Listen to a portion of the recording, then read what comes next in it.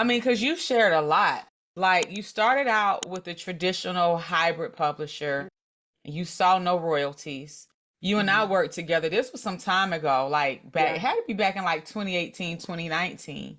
Yeah. And I believe I might have published your book, but I was Mhm. providing publishing services. And I also remember you had gotten access to a self study, publishing course that I sold back then.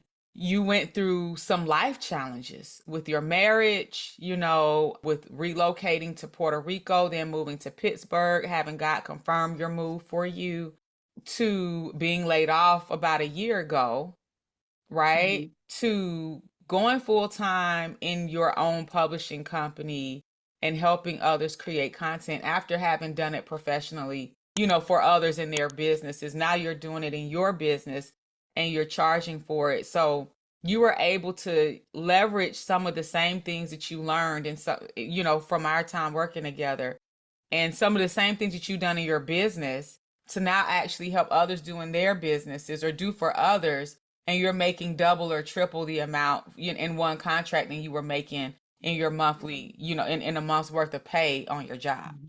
Correct. And one of the keys that I hear you saying is that you use your work as a part of ministry to bring others to Christ, Mhm. to tear blindfolds off, so to speak, and to bring others to Christ.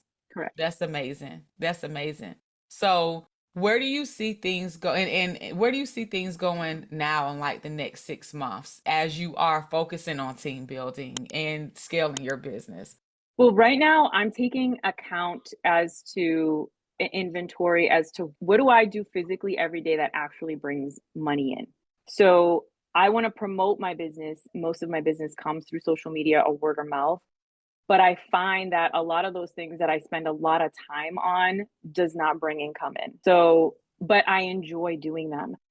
I know the moneymaker is in publishing. So I want to be able, right now, I'm asking for more divine connections when it comes to more design, like a design team, people who can format, stuff like that, that I can shop out. But I need to be able, I want to work with the right people now. I don't want to find out I'm not working with the right people. I don't Yeah. want to hire the wrong people to do these things. And so I'm taking my time to do that, but I do see it scaling rather quickly so that I can do the things that I enjoy the most, which is creating. I love designing and creating.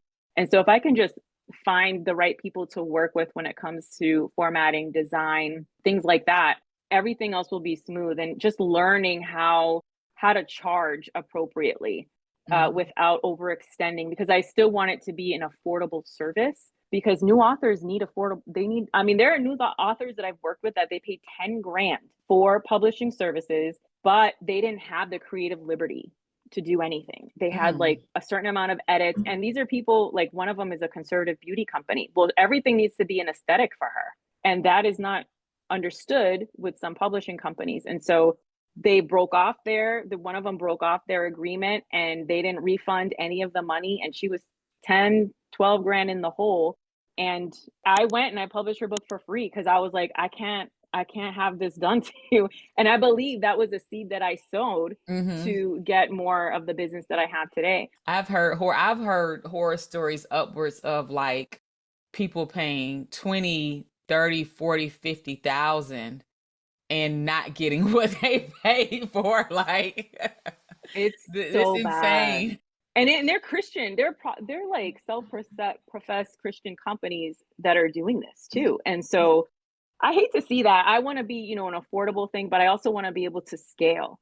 Yeah. So I want to go in and start designing and scaling with the right people. That is a nerve-wracking, it's a nerve-wracking thing for me. But I don't know if you said this or someone else, but being a publisher is just being a broker, really, at the end of the day. And all you're doing is finding the right people, brokering, and then you're taking a cut of the profit. And so I like that. I like working with people. I like keeping their creativity intact, their creative flow intact, and just being able to work with the right people. That is what I'm seeking out right now. Amen. Amen. Mhm.